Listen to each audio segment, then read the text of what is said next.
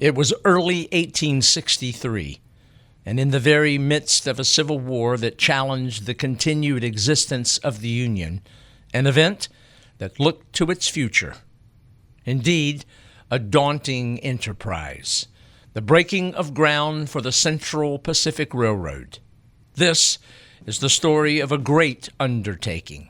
This is the story of the building of the Transcontinental Railroad. The last 5 letters of history spell story, and that's exactly how history should be taught. Numbers and dates have no soul. Such presentations fall flat, for history is alive and relevant. Welcome to Threads from the National Tapestry, stories from the American Civil War. This series will feature events and people from that period and will strive to make you feel as if you were there, to show that history is indeed a story. In Council Bluffs, Iowa, it was hot that day, August 13th, 1859. But the heat did not prohibit the visit of a neighboring politician from Illinois. That Saturday, Abraham Lincoln made a speech at the town's concert hall. In the audience was one 28-year-old railroad engineer by the name of Grenville M. Dodge. The next day, he joined citizens on the front porch of the Pacific House Hotel, where Lincoln fielded questions. At end of the informal session, Lincoln's host, W.H.M. Pusey, saw Dodge and pointed him out to the man from Springfield. "That young man, sir, knows more about railroads than any 2 men in the country." That snapped Lincoln's head round. He studied Dodge for a moment and then said, "Let's go meet." They didn't sit long when Lincoln popped the question. "What's the best route for a Pacific railroad to the west?" Instantly, Dodge replied, "From this town out the Platte Valley." And with that, the seed was planted. Only 30 years earlier, British inventor George Stephenson launched the first locomotive. He called it the rocket train, and its first successful run was in 1829.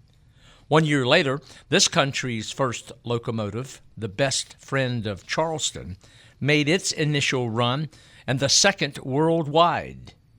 Railroad fever caught on quickly, and American engineers were in the lead of railroad design between 1830 and 1850.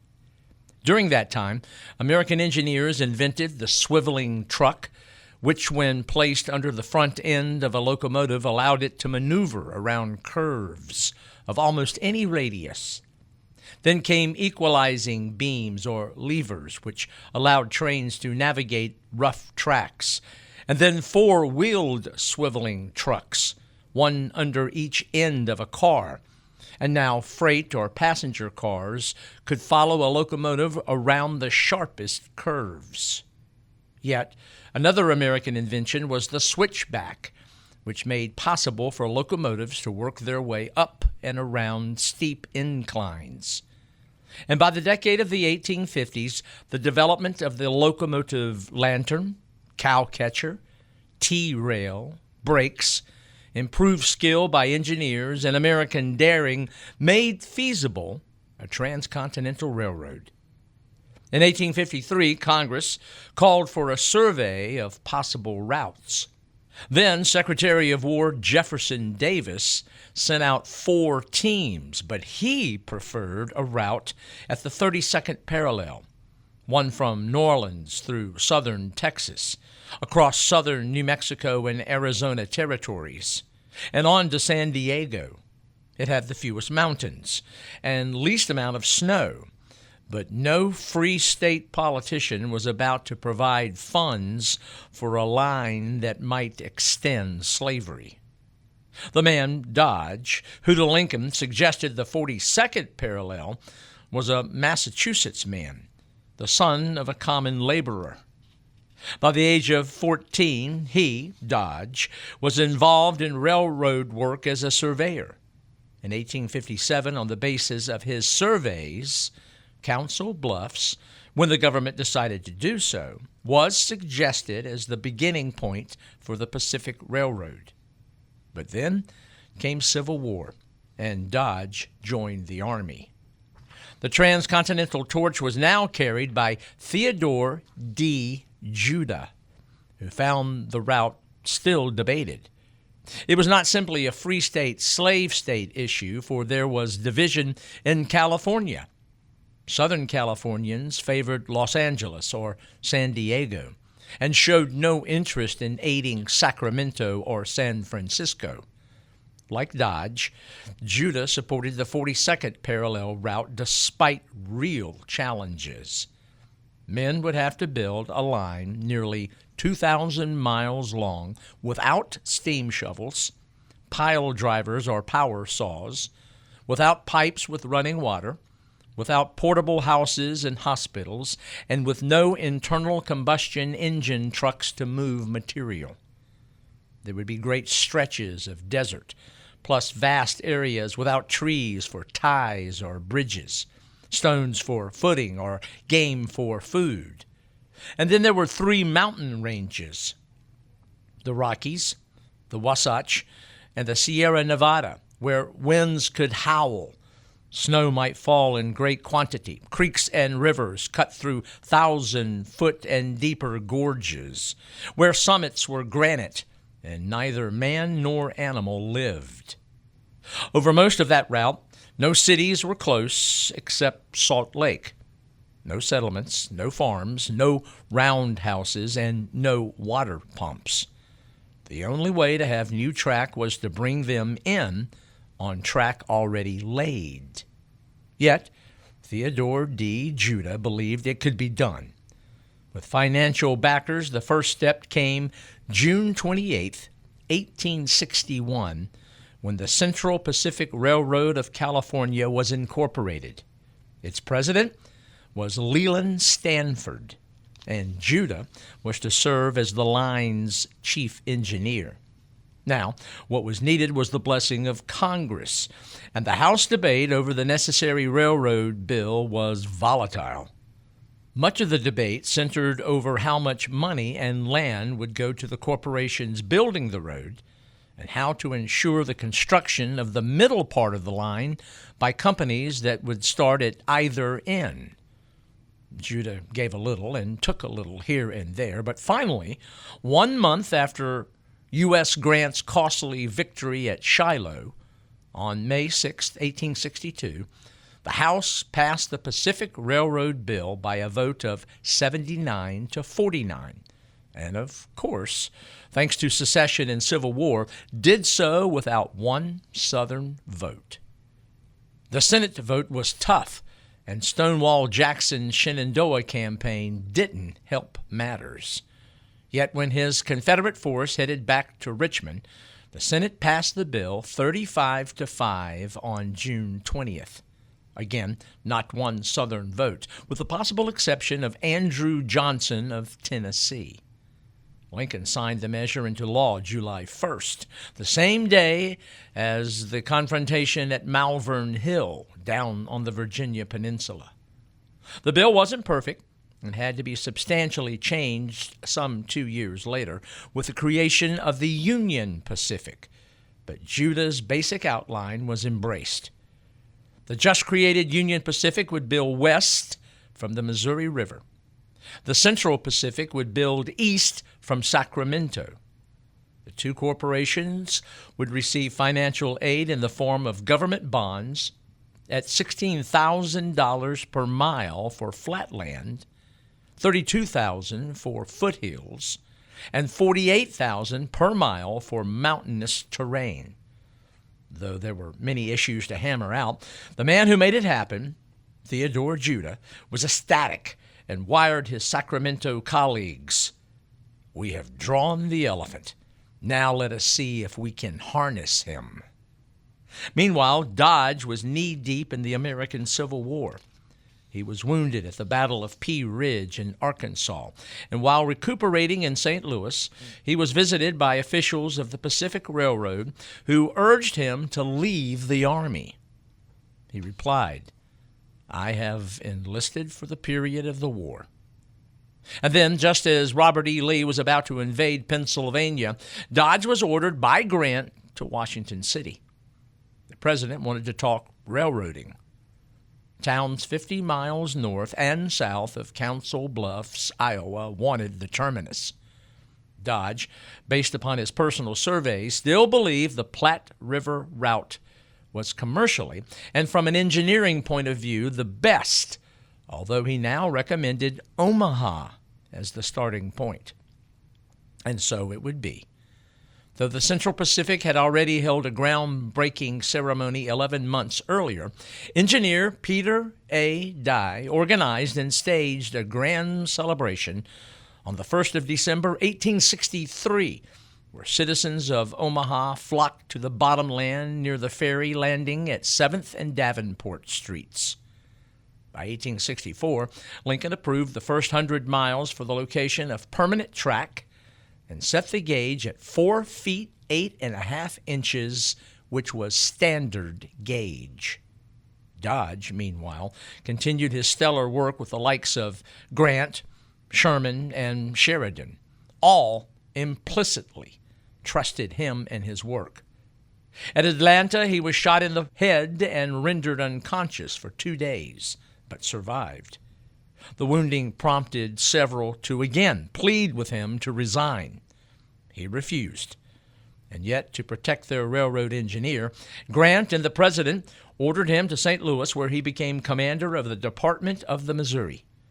And all the while, honest men from the Union Pacific and Central Pacific continued to work, while others used their power and influence to divert routes, sell stock, and sadly fill their own pockets.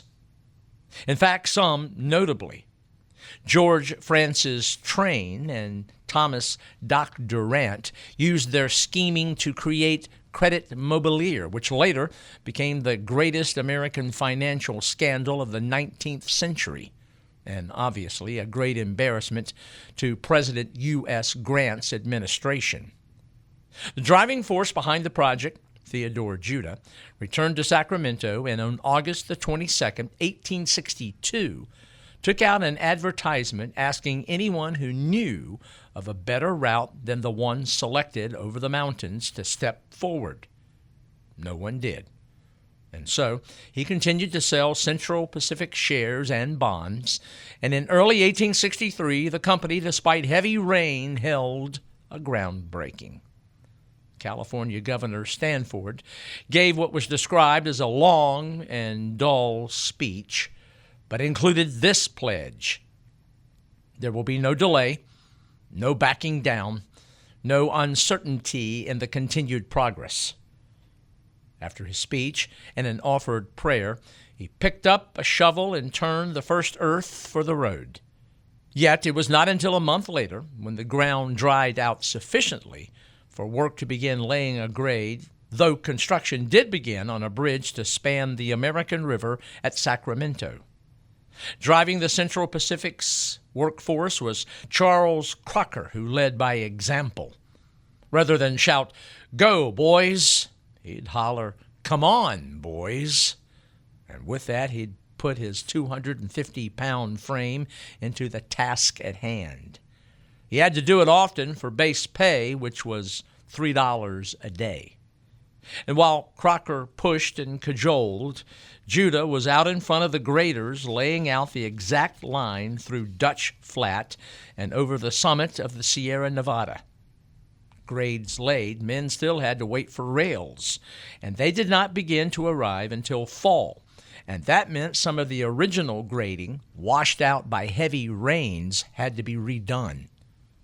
Then came personal tragedy. Judah made a trip to New York City with his wife, Anna, for the express purpose of meeting with Cornelius Vanderbilt to hopefully raise funds. But Judah fell sick. Diagnosed yellow fever, he died November the 2nd, 1863. Buried in a quiet cemetery outside Greenfield, Massachusetts, Anna put up a monument that simply included his name, his span of years, and the words, "He rests from his labors." Though the man who did so much to get the Central Pacific up and running was gone, his dream lived on. Ironically, the same day Judah and his wife arrived in New York City, Charlie Crocker's men spiked the first rails to their ties. Interestingly, there was no ceremony. 8 days after Judah's death, the locomotive Governor Stanford arrived and made, though a short one, the Central Pacific's first run. That engine cost $13,688 and was 10 feet tall and 50 feet long. When fully loaded with water and wood and connected to a red tender, it all weighed 46 tons and was the biggest man-made thing in California. For this occasion, a 12-pound cannon fired a round. It wasn't much, but the locomotive went as far as 21st Street, where the tracks ended. The railroad work itself, well, it was backbreaking. Bending, digging, shoveling, throwing up dirt on an embankment, bringing in ballast by the cartload, dumping it, spreading it, then leveling. Laying track came next. Men picked up ties from horse-drawn wagons, dropped them on the grade, and were then lined up. Spacers made sure the rails were 4 feet, 8.5 inches apart. Spikes were placed, and with heavy sledgehammers, 3 strikes to a spike, were driven in. End of rails were then connected with a fish plate. Every worker exposed, and to repeat, all for $3 a day, plus board. The farther east they pushed, the challenges became greater. In the 31 miles from Sacramento to Newcastle, California, the grade of the road rose steadily until, after Rockland, it reached 105 feet to the mile, then increased to nearly 116 feet per mile, the steepest allowed by Congress.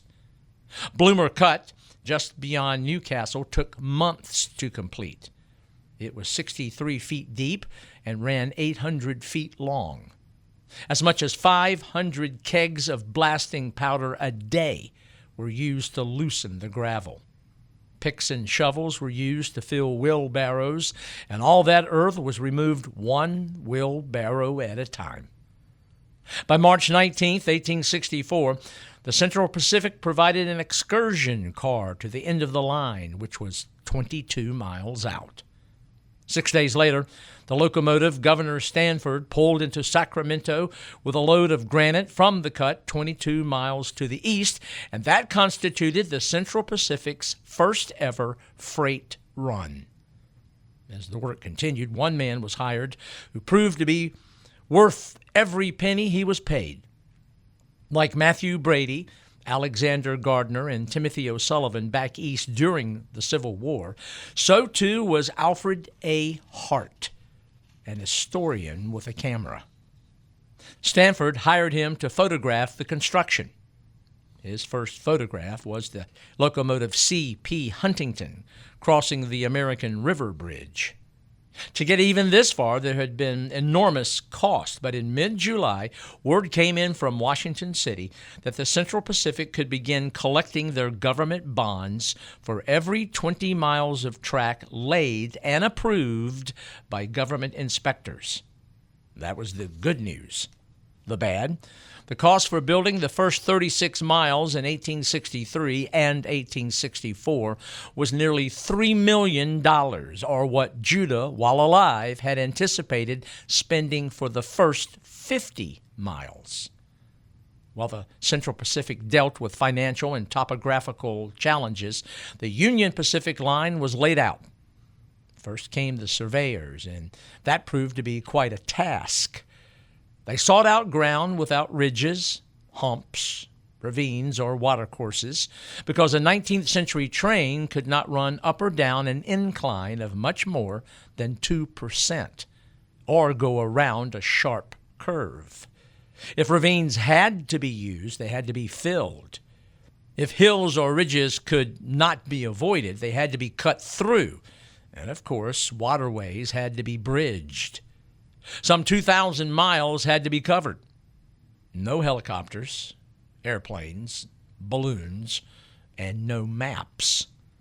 Yet, some 90 to 100 years later, with helicopters, airplanes, and maps, Interstate 80 was laid out on almost exactly the same route as the Transcontinental Railroad. Indeed, if today you travel I-80, you are nearly always in sight of the original tracks. Then, each day, surveyors staked wooden spikes which conveyed a message to graders who followed. Here is going to be the exact line of route for you to follow. Peter Dye, backed by the findings of his surveying team, suggested a westward route from Omaha that would follow the valley of Lodgepole Creek. It ran out of the Black Hills, then up and over the Black Hills, through Cheyenne Pass, and down to the Laramie Plains. Lincoln approved that route November the 4th, 1864, 4 days before his reelection. It was Doc Durant who drove hard to get the road laid, and quite frankly, he wasn't liked. Arrogant, full of bluster, quick and often wrong, bossy, showy, and without common sense, he did have one talent, and that was finding the right men to build his Union Pacific. And the one man he wanted most was Grenville M. Dodge, who consistently refused his offers. In charge of the military department of the Missouri, which comprised all the lands between the Missouri River and the Rocky Mountains, he had his hands full, for Sioux, Apache, and Arapaho were terrorizing white settlements, and Grant wanted their activities suppressed. And though he turned down Durant's offers repeatedly, Dodge did aid the Union Pacific when he sent out a general order to all district commanders on the Great Plains. I am coming with 2 regiments of cavalry to the Platte line and will open and protect it. He planned to remove all trespassers, Native Americans, on land of the Union Pacific Railroad. He mobilized every soldier in the department, and soon the Overland Telegraph notified Washington that telegraphic communication had been resumed from the Missouri River to California. Upon receipt of that work, Grant wired, "Where is Dodge?" And the manager wired back, "Nobody knows where he is, but everybody knows where he has been." As we noted, after surveying came the graders. Although Chinese coolies come to mind, many Union Pacific graders were young Civil War veterans who, after the war, had little to go back to. They lived in camps and were commanded by a boarding boss. Sometimes there was a camp doctor. Stable bosses assigned men to their jobs. Walking bosses kept the men on task. Irishmen were often employed, and whenever Durant failed to forward their pay, they were prone to strike. All worked with shovels, picks, wheelbarrows, teams, and scrapers. Younger men were the spike drivers. Older ones plowed and filled. Men in their late teens or early 20s generally shoveled. Their collective task? Lay out a grade for the track, one that was level with only a bit of curve, 2 feet or more above the ground so it would not flood out. To begin the process, all grass and roots had to be removed and tossed aside. Dumping bosses made certain of that. When the grade at the top was wide enough for 1 or 2 tracks, 12 feet from shoulder to shoulder, then cross ties were placed and all that was ready for the rails. After an early start each morning, at noon, the walking boss called time, and everything stopped until 1 p.m., when work resumed.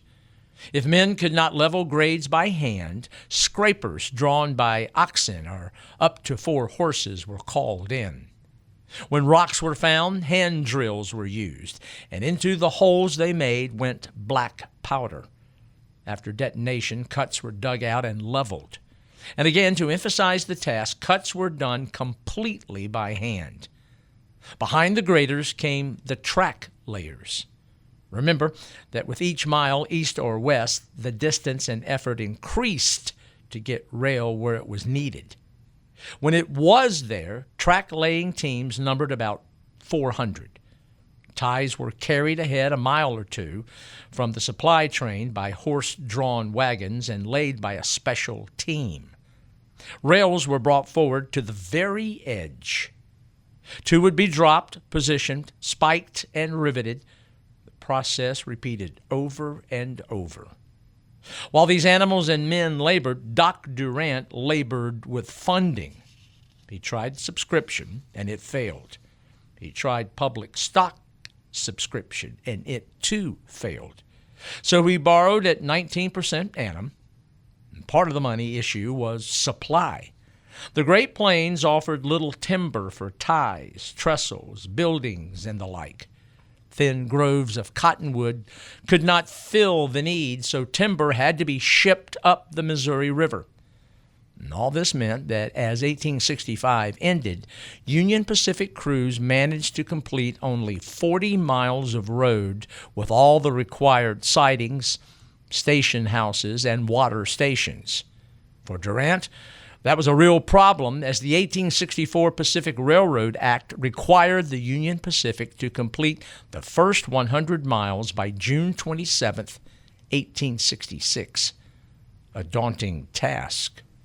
Now, when the government accepted the 40 miles actually completed, the company did receive $640,000 in government bonds, $320,000 per 20 miles, as stipulated by the 1864 bill, and Durant needed every penny of it. And so would those building the Central Pacific, for they would have to cross the principal topographical feature of the far west, which is one massive granite block, the Sierra Nevada. On its eastern front, they rise from 4,000 feet or more to the north to 7,000 feet or more in the south. The western face is some 50 to 60 miles broad, with a gradual rise of 2 to 6%. Summits are enveloped in glaciers and run from 6,000 feet in the north to 10,000 feet west of Lake Tahoe in the center. There are 12 peaks over 14,000 feet in the south. In a way, they seem to isolate California from the rest of the country. Too big, too snowy, too steep, too rugged, too extensive, and too formidable. Ask the Donner Party in 1846-47. To get through granite, tunnels were required, and then tunneling through granite had no precedent. To even attempt required a lot of money. Then, after successful tunneling, there would be grading, tie, and track laying. And getting iron rail was costly. Rail, all of it from the east. Original price and shipping to San Francisco ran $143.67 per ton.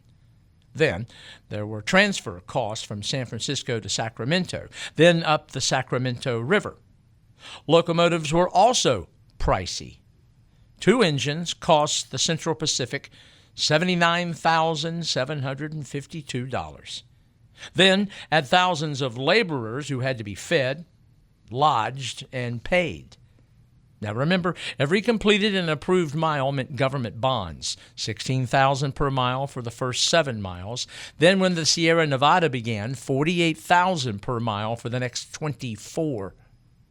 That money kept the Central Pacific afloat. By June 10, 1865, the Central Pacific's railhead was at Clipper Gap, a lumber settlement 43 miles east of Sacramento and 1,751 feet above sea level. It was then the attack on the mountains began. And to do that, the Central Pacific hired immigrants. Although discriminated at every step by California law, there were some 60,000 Chinese in the state. Whites despised them. Governor Stanford called them the dregs of Asia. And though the Golden State banned any further importation in 1858, still they came, illegally. Those there were known to work hard, and the Central Pacific needed men, so by the end of 1865, there were just under 2,000 whites working on the line and 7,000 Chinese. The combined force pushed the railroad east to what was then called Illinois Town, 54 miles from Sacramento. Elevation, 2,242 feet. The Sierra Nevada summit was 50 miles away, and the grade would climb 4,800 more feet to 7,042 feet above sea level. Those 50 miles would be the hardest, toughest, and most expensive. It took a full year to reach Dutch Flat from Illinois Town. Dutch Flat, 67 miles from Sacramento. Contemplated were 15 tunnels, all through granite, 5 on the western slope, 1 at the summit, and 9 on the east. The longest would be tunnel number 6 at the summit, and it would stretch 1,659 feet, 26 feet wide, 20 feet high, and 124 feet below the surface, all again through solid granite. More than 500 kegs of black powder would be consumed each day. In the coming work, there was a 1-week period where crews used as much explosives as Lee and McClellan at the Battle of Antietam. Just to get there, hundreds of gullies and ravines had to be filled or bridged. To meet demand, 30 supply vessels were at sea simultaneously. The most feared stretch was the 3-mile route along the precipitous gorge of the North Fork of the American River. It was nicknamed Cape Horn. The slope's angle was 75 degrees, and the river was 1,200 to 2,200 feet below. No tunneling here. The rails would be laid, literally, on the side of a mountain where no existing trails or even goat paths. Incredibly, with Chinese resourcefulness and daring, they got their work done by spring 1866. That fall, tunneling began. From their base at Illinois Town, later Colfax in honor of Speaker of the House Schuyler Colfax, Chinese crews went forward to work in 3 8-hour shifts. The terrain meant there was only room for 3-man gangs. One held a rock drill against the granite, while the other 2 swung 18-pound sledgehammers. Needless to say, progress was slow, and injuries increased. With men working around the clock between 6 to 12 inches, between 24 hours was normal. What was accomplished could never have been done without the Chinese. Whites drank from lakes and streams and therefore suffered dysentery and diarrhea. The Chinese boiled their water for tea. They ate oriental fruits and vegetables, which came dried from San Francisco. They took sponge baths daily, washed their clothes, were clean, healthy. In short, they were ideal laborers. By the end of 1865, the Central Pacific had 54 miles of working track from Sacramento to Colfax. Less than 20 miles had been spiked that very year, but those few miles cost $6 million. Progress had been made, but at an overwhelming price, and the sobering truth was that the Central Pacific had barely penetrated the Sierra Nevada. Back east in February of 1866, Doc Durant put 37-year-old John Jack Stephen Caseman and his brother Dan in charge of laying track. General Jack was only 5'4", but absolutely fearless. Brother Dan was 5 feet. That's all. But once, he lifted a 30-foot rail off the ground without any trouble. It weighed about 600 pounds. Durant's hire of the 2 would reap endless dividends.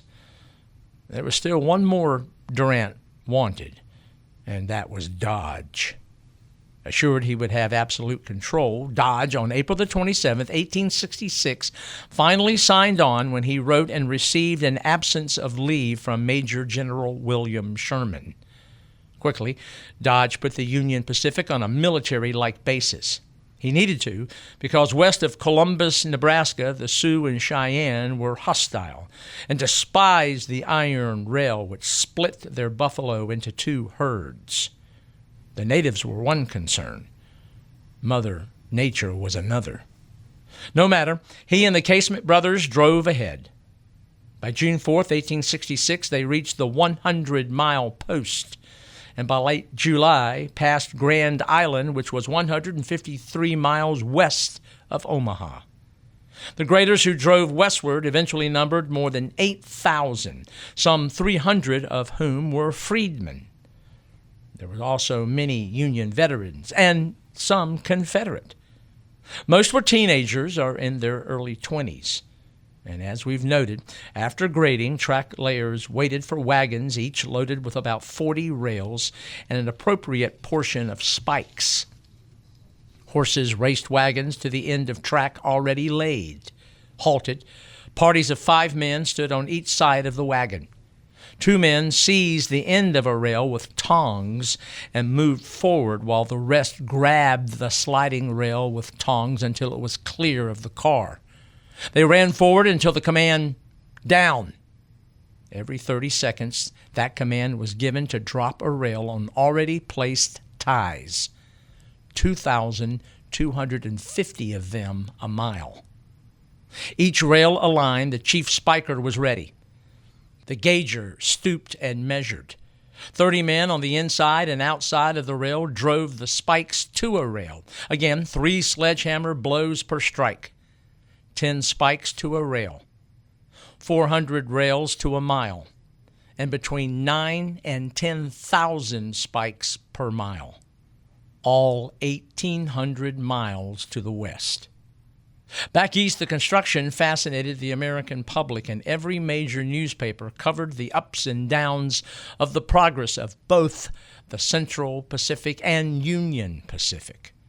And as of October the 6th, 1866, they reported that Union Pacific Track reached the 100th meridian, 247 miles west of Omaha. Meanwhile, Durant sent out surveyors to find the best and most economical route over the Black Hills, through Wyoming to Salt Lake and beyond. No question, money was a concern to Union Pacific directors back at 20 Nassau Street in New York City. To bolster confidence, Durant reported that between April the 1st and December the 1st, 1866, some 254 miles of track had been laid. But to be honest, the road needed lots of work. New ties, stronger rails, gravel to ballast the rails, new bridges, and fewer curves. But most wanted to worry about that later. Just get the thing built. And the Union Pacific was doing just that. During the calendar year 1866, over 300 miles of track had been laid. The route to Salt Lake and beyond to California was figured out, and towns began to sprout up all along the existing line. Whatever concerns clouded the men of power in the Union Pacific, the company had laid more than 7 times as much track in 1866 as they had in 1865. And then the Central Pacific upped the ante. In 1866, one of the big 4 of the Central Pacific, not Leland Stanford, Charles Crocker, or Mark Hopkins, but Collis P. Huntington, suggested a new wrinkle. He wanted, how American, a race. Which could build more track than originally allotted? And Congress on June 19th approved it. At stake, the company that won would get the largest shares of land and biggest share of bonds. It was on, despite the wettest winter in years, one that created mud and landslides. Repairs, the laying of new track, and competition pushed the Central Pacific to hire and put to work the largest number of employees in the United States, over 10,000, and 8,000 were Chinese. And every one of them was needed for the Summit Tunnel. Engineers finally decided to sink a shaft from the top, which would allow Chinese to work on 4 facings at once. The shaft down was 8 by 12 feet wide and 73 feet deep. Chinese labor cut the shaft, cleared the debris, and lowered timber to shore it up. They reached the required distance down on December the 19th. Once inside, Cornish miners were brought in to increase the workload. But try as they might, they could never outdo the Chinese and quit over that very fact. I'd like to take a moment to thank everyone for listening to Threads from the National Tapestry. You know, each of these episodes is the result of hours and hours of research and preparation, and it means a great deal to me and our production team to see the likes, the comments, and views. Let me make clear that everything we do here will always be accessible to any who are curious to learn about the American Civil War.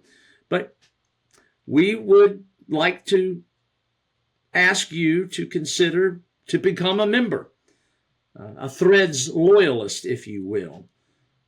For less than $5 each month, your support will help us to continue sharing our passion for that tumultuous yet important period of history. Joining is quite easy to do. At the top of each show description, you'll find a link, if you will, to join, whether you're watching, liking, commenting, or becoming a Threads loyalist.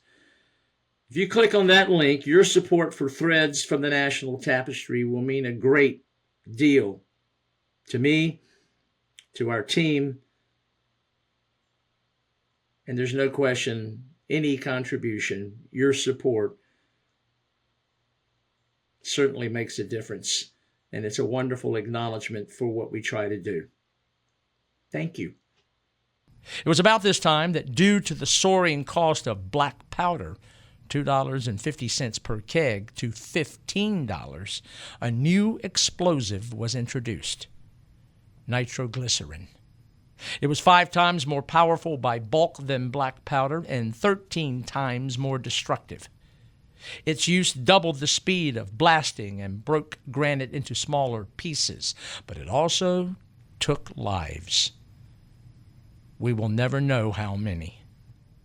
Dynamite was perfected in 1866, but it was never tested or used by the Central Pacific. The work on the Summit Tunnel required so much labor that parties skipped ahead to begin new grading and track laying, while exhausting and dangerous work continued on Summit Tunnel number 6. The incentive?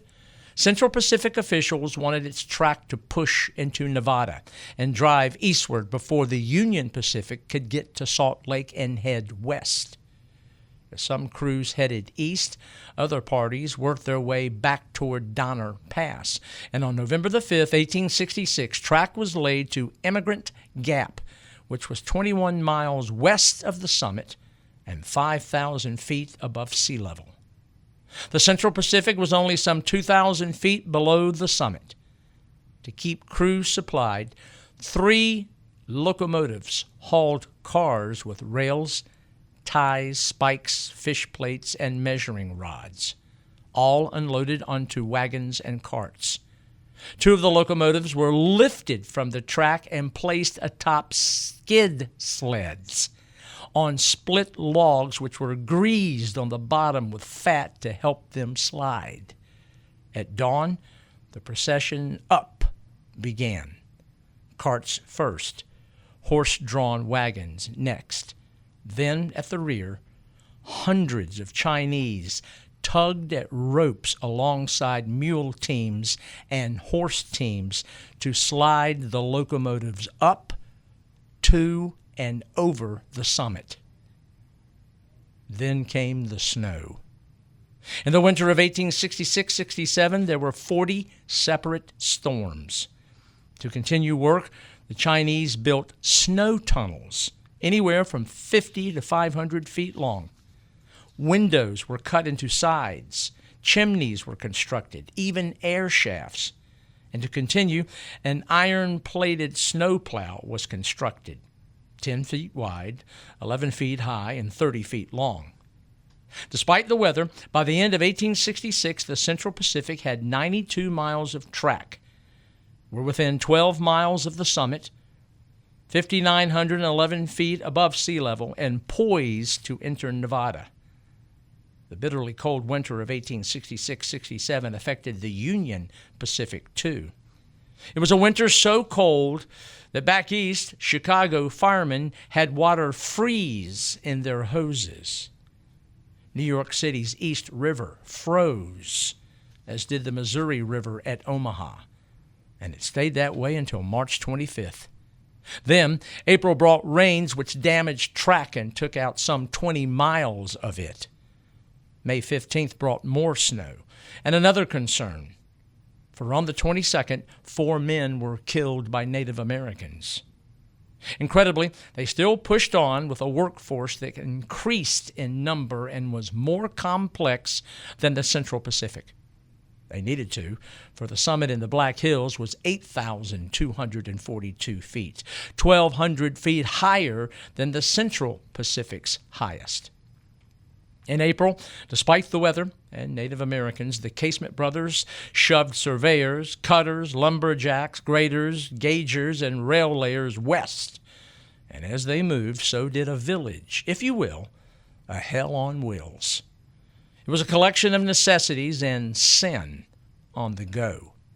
Gambling houses, brothels, taverns, music halls, makeshift hotels, an occasional restaurant. When the rail moved west, so did the village, hence the name. With the scent and drive of a competitive race, Grenville Dodge wasted little time. He and his team looked for ground to lay out an advanced camp for the company to use as depot, repair shop, sidings, and a main shop. To do that, he laid out a town of 320 acres in Wyoming territory, and at 6,062 feet above sea level, he honored a native tribe in the area by calling it Cheyenne. Later, he laid out another railroad town, Laramie.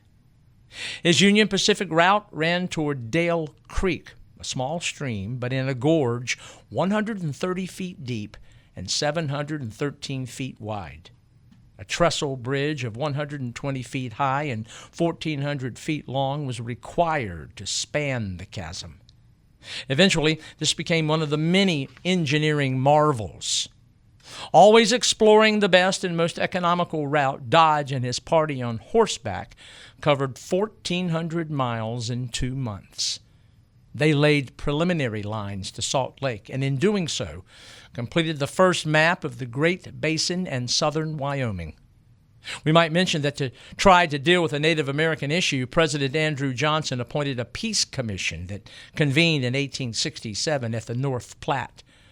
Heading that commission with the Sioux and Cheyenne was Department of the Missouri Commander William T. Sherman, who, addressing their constant attacks, wrote, "The more we can kill this year, the less will have to be killed the next year. For the more I see of these Indians, the more convinced I am that they all have to be killed or be maintained as a species of paupers." At a September 1867 powwow, Sherman was blunt. "This railroad will be built, and if you are damaged by it, we must pay you in full. And if your men will interfere with the great father who, out of love for you, withheld his soldiers, will let loose his young men, and you will be swept away." If that was blunt, what came next was blunter. "We will build iron roads, and you cannot stop the locomotive any more than you can stop the sun or moon, and you must submit and do the best you can." One chief, Pawnee Killer, who had earlier stopped 2 locomotives, stomped out of the council in a rage. By the end of 1867, the Union Pacific had laid actual track as far west as Nebraska's western border, and for its completed and government-approved effort, earned $3,465,000 for the year, of which, after expenses and tax, turned out to be a $2,061,000 profit. Sadly, Much of that went to greedy and corrupt men who made up the Credit Mobilier. While the Union Pacific progressed in miles, the Central Pacific progressed in yards, thanks to bad weather in the Sierra Nevada. As we mentioned, to get through the mountains, Chinese teams of 3 worked in 8-hour shifts around the clock. Teams of 3 at the tunnel facing, with 4 such teams working side by side. Drills were held above head, at waist, at toes, and via a stepladder to the top. Drill held 2 swung 14 to 18-pound sledgehammers. They usually drilled 4 inches of holes, 1 3/4 inches in diameter, in 8 hours. When the hole reached some 2 inches in diameter and 1.5 foot deep, nitro or black powder was placed and a fuse lit. Retreat, detonation, clear the rubble, then repeat the process. With teams working all day in those 3 shifts, a day's progress was between 6 and 12 inches per day for 12 tunnels, and many of them with curves. With tunnel shafts 16 feet at the bottom, 11 feet high, and a semicircle 16 feet in diameter. Working from middle out or from one mountainside to another. And when they met, never more than a couple inches offline. All done in the horrendous winter of 1866-67. 44 storms. Supplies hauled up from Dutch Flat and Donner Lake Wagon Road, which was 500 to 600 feet below the grade and Summit Tunnel.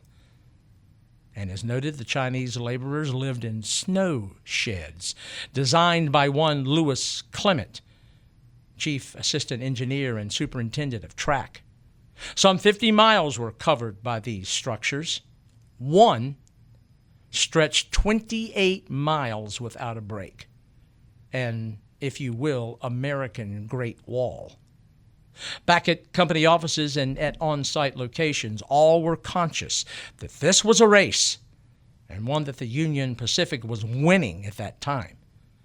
The Central Pacific was 370 miles behind its rival. So fierce the competition, both companies placed moles or spies in each other's camps.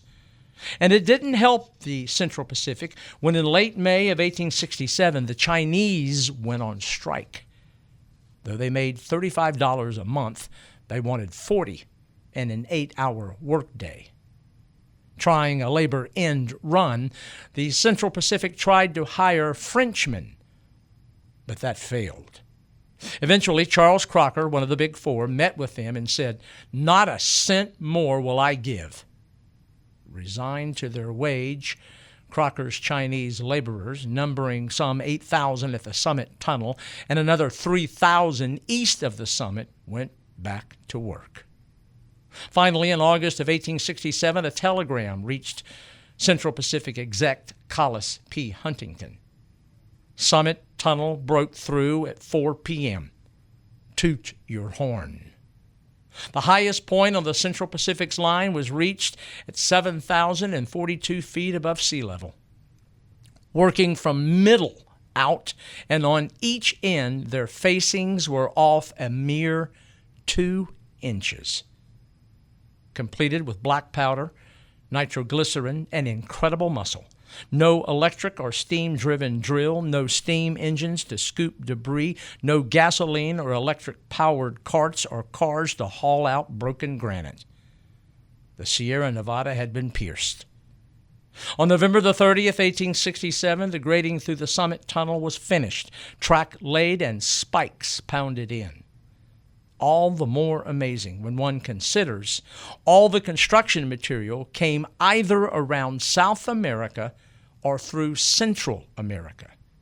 Once landed, those supplies made their way from San Francisco to Sacramento, then up the heights.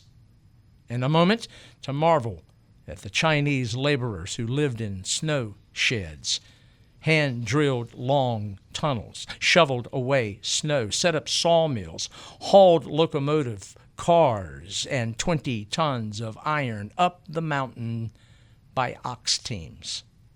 In short, jaw-dropping incredible. Meanwhile, the Union Pacific's chief engineer, Grenville Dodge, had his line prepped for 1868. He had surveyed across Wyoming, Utah, Nevada, and in fact all the way to the California border. And the surveying, grading, and track laying paid off. For the next 150 miles from Cheyenne, as stipulated by the Railroad Acts, the Union Pacific stood to receive $48,000 in government bonds for every mile of track laid and accepted. After that span, $32,000 per mile, both much more than the original $16,000 per mile over flat terrain from Omaha to Cheyenne. By April the 7th, the Union Pacific reached Sherman Summit, which was at 8,242 feet above sea level, the highest point for any rail line on the planet. Graders, meanwhile, pushed ahead down the west slope toward Dale Creek, which was just a few miles beyond Sherman Summit and 35 miles west of Cheyenne. This, again, a trestle bridge that spanned the Dale Creek Gorge. Like the Central Pacific, all the more amazing how the material arrived. The wood for the trestle bridge was cut in Michigan, shipped to Chicago, where it was fashioned to specification into double-frame trestles with bents spaced 40 feet apart. Then it was transported over Union Pacific Rail laid from Omaha. At this juncture, the Union Pacific was, as one engineer put it, sailing. It was normal to lay 3 miles of track in a single day. And from July the 21st to October the 20th, 1868, 78 working days, the Union Pacific crews laid 181 miles of track, an average of 2.3 a day. On October the 26th, they recorded their best day, 8 miles, for which that crew received triple pay. And all along the line, again, as stipulated by the Railroad Acts, telegraph lines followed. But with success, there were egos to feed, and Doc Durant was quite hungry. He wanted to be the man who built the Union Pacific Railroad, but one other stood in his way, Grenville Dodge. Durant went so far as to use a campaign trip for Republican presidential nominee U.S. Grant to stake his claim. On July the 26th, after Dodge took Grant, Sherman, and Sheridan on a ride to the end of the track, all, including Durant, met back at Fort Sanders in Wyoming. It was there on a boiling hot day. Durant, and in Dodge's presence, accused his engineer of selecting extravagant routes, wasting time and money on useless surveys, and refusing to reroute the line through Salt Lake City. Grant turned to Dodge and said, "What will you do about it?" Dodge answered that if Durant, anyone with the Union Pacific, or any government official changes my lines, I'll quit the road. There was a tense hush. Then Grant spoke up. "The government expects this railroad to be finished." Then he looked at Dodge and said, "The government expects you to remain with the road as its chief engineer until it is completed." Durant, meanwhile, pulled at his goatee and for the time retreated. By early November 1868, the Union Pacific was 890 miles west of Omaha and close to entering the land and influence of Brigham Young. Since 1846 and the assassination of Joseph Smith, Brigham Young had been the acknowledged leader of the Mormons. Tall, heavy-set, Young stood 6 foot 2 inches, weighed over 200 pounds. With an inkling and desire for the Union Pacific to run through Salt Lake City, he willingly sent survey parties to Weber Canyon and Echo Creek, both in Utah, to survey for Durant and the Union Pacific. And then on May 6, 1868, Durant asked Young for workers. Within an hour of the telegram, Young agreed. And then the haggling over a contract and pay began. The Mormons would be graders and receive 30 cents a cubic yard for excavations when the earth was hauled less than 200 feet away, 50 cents for longer hauls. Tunneling, and they would have to work on 4, was $15 a yard. Young also wanted $2 and up per day per worker, depending on their skill. Not long after that, Durant informed Young that his workers would be used north of the Great Salt Lake and not south near Ogden. Disappointed that Salt Lake City would not be on the Union Pacific's route, Durant did allow Young a spur line, but they would have to build it themselves. With crops ruined by grasshoppers, Durant got as many Mormon men and boys as he wanted, and they worked hard. In fact, busy as bees, which is why Utah today is still known as the Beehive State. They were teetotalers, did not tolerate gambling, were quiet and law-abiding, and dotted their day with prayer and communal song. And the ultimate, they worked as hard and as diligently as the Chinese. Despite the fact that, like most on the Union Pacific, Durant had trouble paying his men with any degree of regularity, they continued to cut timber for bridges and ties, made grades, built bridges, and dug tunnels. 4 in Weber Canyon alone. There is no question that Brigham Young's Mormons made the grade. By 1868, the Central Pacific had been under construction for 5 years, but had only 131 miles of track in place, and it was not continuous. There was a 7-mile gap on the eastern slope of the Sierra Nevada. And as we mentioned, the winter of 1866-67 did not help, nor did the winter of 1867-68. In fact, in April of 1868, snow covered the surveyed line of unfinished track. Under several feet of the snow, ice. The cuts between Tunnel 8 and 10 were both buried under snow drifts anywhere from 20 to 60 feet high. And that was in April. Yet by May 1st, incredibly, the line from Reno back west to Truckee was finally completed, and that allowed the laying of track at the 7-mile gap, which then allowed the line to be continuously open all the way to Nevada. In June of 1868, the Central Pacific ran its first passenger train from Sacramento to Reno, a distance of 154 miles. The locomotive was named appropriately, given the climbs and descents, the Antelope. Hank Small was the engineer. He remembered the journey. From Roseville, California, he and they moved toward the Sierra Nevada. At 9:50 a.m., the train had climbed 2,448 feet and made Colfax. Then came the jaw-dropping curves and height of Cape Horn. Next came the secret town trestle at an elevation of nearly 3,000 feet. Then came Dutch Flat, and 2 miles up the road, Alta, at an elevation of 3,625 feet. In the Sierra Nevada, the first tunnel, 500 feet long, was 75 miles from Sacramento and 4,500 feet above sea level. At mile 102, the train was at 6,800 feet, and then came the 1,659-foot-long Summit Tunnel, which was 7,042 feet above sea level.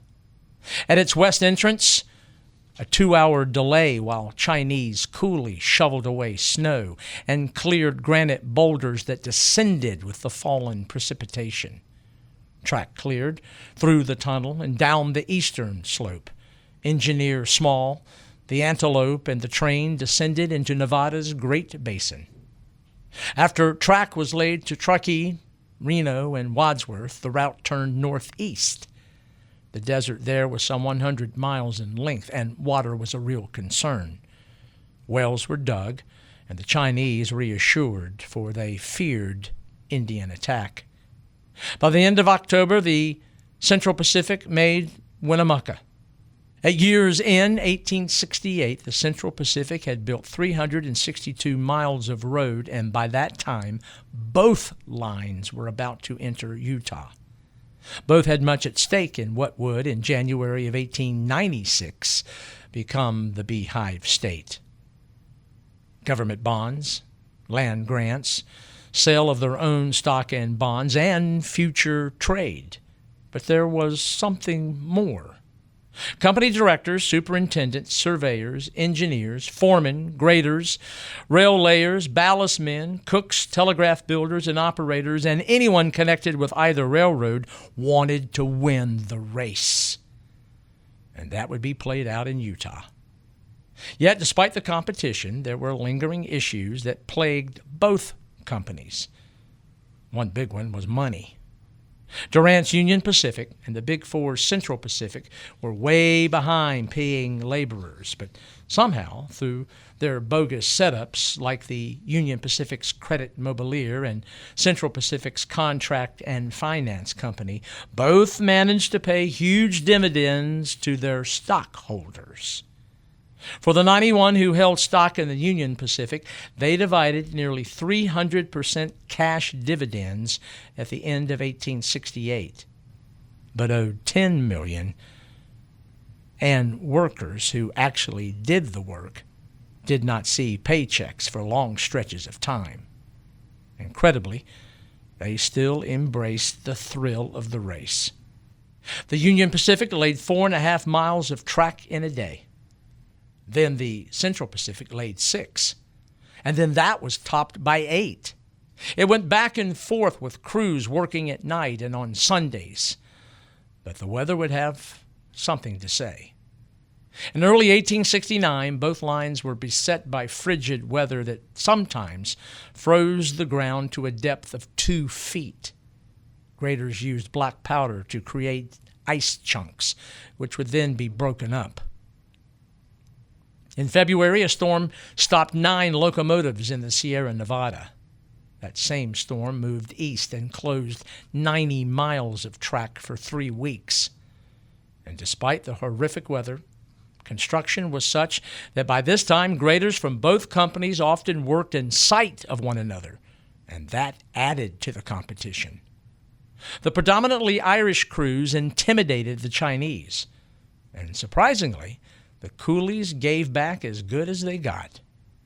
A milestone of note.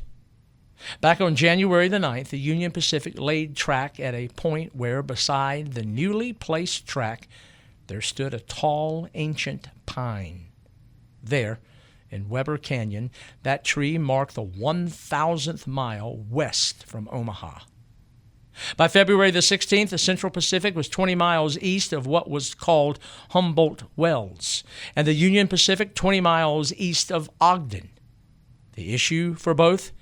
Getting supplies to the end of the track where crews waited to continue. By April, some sanity prevailed when the Central Pacific's Collis Huntington and Grenville Dodge of the Union Pacific met in Washington. Of course, there was some haggling, but the Central Pacific offered to buy Union Pacific track between Promontory Summit and Ogden for its own use. Huntington offered $4 million and a threat. If Dodge refused, the Central Pacific would build its own track into Ogden. Dodge argued, but eventually gave in. The two then decided where the two roads would meet. That very evening, Congress, which created the race by legislation, voted to end the competition. The impetus for so much grading, detonating, drilling, and laying of track was over, and nobody could really say who won. But one thing was set. Ogden, Utah, would be the eastern terminus for the Central Pacific and the western end of the line for the Union Pacific. But the meeting point for the two lines would be the basin at a place called Promontory Summit. If you will recall, each line tried to outdo the other for most miles of track laid in a day. Well, after the Union Pacific trumpeted their laying of 4.5 miles in one 24-hour period, the Central Pacific's Charles Crocker decided to up the ante. He bet Doc Durant that his crews could lay 10 miles of track in a single day. The bet was for $10,000. Accepted, Crocker turned to the man who organized his work crews, James Harvey Strobridge, and essentially said, "Do it." On April the 28th, Durant, Dodge, and others arrived to, in their minds, rub it in when the Central Pacific crews couldn't back up Crocker's bet. In short, what happened that day will be remembered as long as this country lives. The sun rose at 7:15 a.m., Corinne camp time, and white men, Irishmen, former slaves, immigrants from all over Europe, Mexicans, others with Native American blood in them, and more than 3,000 Chinamen went to work. The coolies, accompanied by pioneers and track gaugers, began grading. Ties were placed. 8 Irish track layers followed. 4 at a time picked up and carried a 560-pound rail forward until they heard the command, "Down." Dropped in position, spikes were placed, pounded in, then bolt threaders, straighteners, and tampers followed. Keeping pace, telegraph construction crews dug holes, placed poles, strung and insulated the wire. 1,000 men were in motion, advancing about a mile an hour. Train cars and wagons followed, filled with more ties, rails, spikes, and the like. When the whistle blew for the noon meal at 1:30, the Central Pacific workforce had bested the Union Pacific's best 6 miles of track. The men wanted more. After a leisurely hour of dining and the better part of another hour as rails were being bent for the 20 curves to ascend a summit, the crews went at it again. By 7 p.m., they had laid 10 miles and 56 feet of rail in one day. Never before done and never matched. Each Irish track layer had lifted 125 tons of iron plus the weight of his tongs, 11.2 short tons per man per hour. They laid track at almost a mile an hour and advanced approximately 240 feet every 75 seconds. The 8 men had laid 3,520 rails. The Central Pacific paid them 4 days' wages. Others placed or straightened 25,800 railroad ties. Spikers drove into those ties 28,160 spikes, all put in place by Chinese laborers. Spikes weighed a total of 55,000 pounds, and bolt crews placed 14,080 bolts. Net rise in elevation for the day from 4,400 to 4,809 feet. And if anyone wondered about the workmanship, a locomotive ran the newly placed track at a clip of 40 miles an hour. They had done what no one had done before, and with all the modern machinery of today, none since. And the kicker? Durant never paid Crocker the $10,000 he lost in the bet. On April the 30th, 1869, the Central Pacific finished when it hit Promontory Summit, more than 500 miles east of the first summit above Donner Lake in California. They had done it in less than a year and a half. Equally astounding, from April the 1st, 1866 to May of 1869, the Union Pacific had laid a total of 756 miles. When one considers the challenges of terrain, weather, tunneling, and hostile Native Americans, absolutely incredible. The ceremony to celebrate the joining of the 2 rail lines and thus completion of the Transcontinental Railroad was held at a place where no one had ever lived, and after the ceremony, no one would. Promontory Point, Utah. After a 2-day delay, the final rail and spike was scheduled for noon, Monday, May the 10th, 1869. It was a picture-perfect day. And although some expected 30,000, there were only 500 to 600. The Central Pacific was represented by Leland Stanford, who threw the first shovelful of earth back in early 1863, construction head James Harvey Strobridge, and many minor officials. The Union Pacific was represented by, of course, Doc Durant, Grenville Dodge, the Casement brothers, and others. No Brigham Young, no President U.S. Grant. And considering the completion of a dream that preceded the Mexican War, there was a noted lack of politicians in attendance. However, reporters were certainly there, who represented papers spanning the country from San Francisco to New York City. 3 photographers were there: Alfred A. Hart, Andrew Russell, and C.R. Savage. Given complete access, they captured those gathered and the event. And, as one might expect with all the egos present, an hour before the ceremony, Durant, Dodge, and Stanford argued who would place the final spike, a gold one, which was a gift to Stanford from a friend, David Hughes of San Francisco. It was pure gold, 6 inches long, weighed 18 ounces, and was worth $350. After going round and round, it was finally agreed Stanford would be the one to place it. With the Central Pacific's engine Jupiter and number 119 from the Union Pacific facing one another, separated only a few rail lengths, Strobridge and Central Pacific Construction Superintendent Samuel B. Reed brought forth the final tie, one made of laurel, and placed it. Then a squad of Chinese wearing clean blue frocks laid one rail, while a squad of Irishmen from the Union Pacific placed the other. As they did, engineers Booth and Bradford pulled on the Jupiter and number 119's whistles, and to the heavens up went a shriek. Cheers rent the air, and as one Civil War veteran put it, we all yelled like to bust. The crowd now pressed forward for the final touches.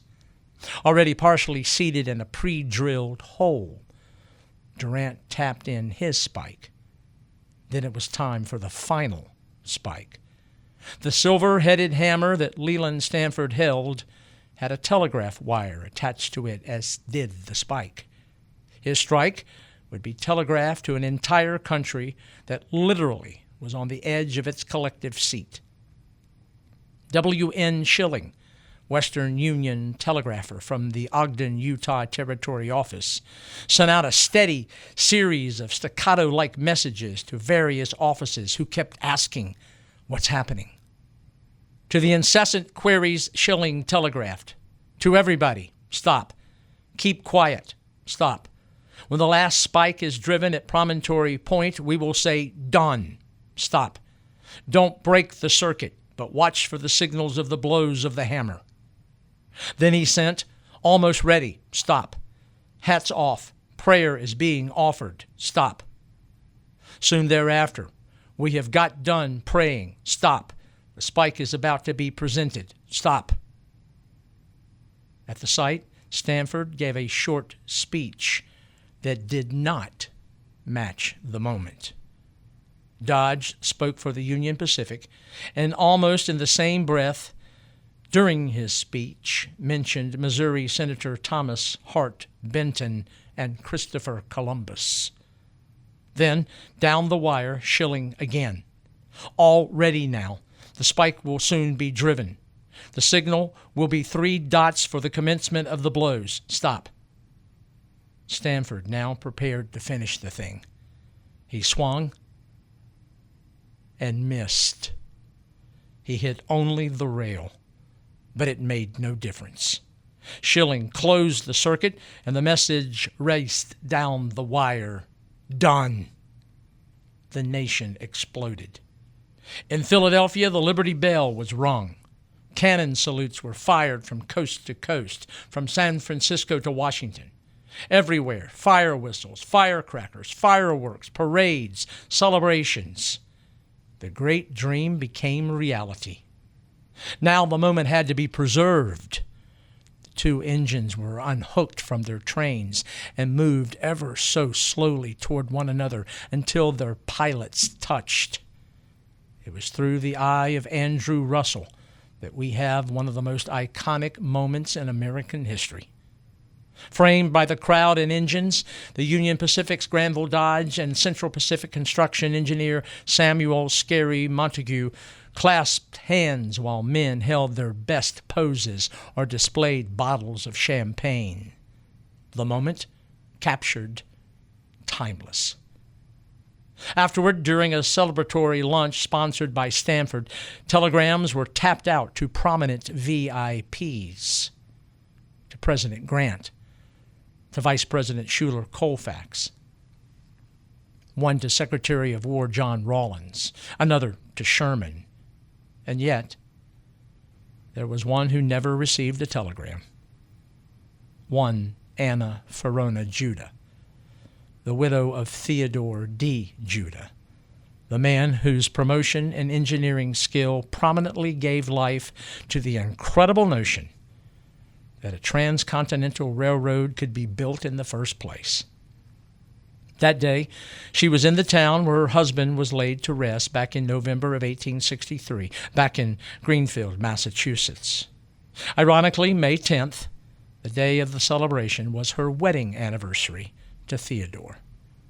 She later dismissed the oversight and wrote, "It seemed as though the spirit of my brave husband descended upon me, and together we were there unseen, unheard of men." From that moment, Monday, May 10th, 1869, with the driving of the gold spike and the joining of coasts by iron rail, a man or woman could leave New York City and, including stops, travel to San Francisco in 7 days. The country would never be the same. Neither would be the world. For anyone over 40 years of age and alive in 1869, there was nothing to compare this engineering and construction marvel to. An individual whose birthday was in 1829 or before had been born into a world in which President Andrew Jackson traveled no faster than Julius Caesar.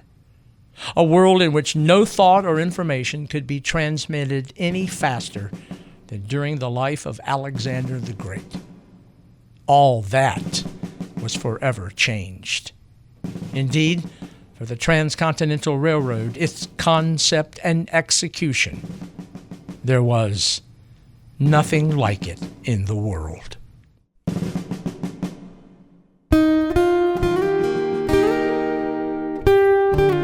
It was March of 1865, and the Confederacy was dying. Grant and Meade had Lee and his army pinned at Petersburg, Virginia, and Sherman's columns punched their way into North Carolina. Not far from a little hamlet in the old North State, and aware that desperate times demanded desperate action, Confederate General Joseph E. Johnston threw his smaller army in front of one wing of the Union advance toward Goldsboro. It would prove to be a last gasp. Next time we gather, the story of North Carolina's largest land battle. Next time, the story of the Battle of Bentonville. This is Fred Kiger. Thank you for listening.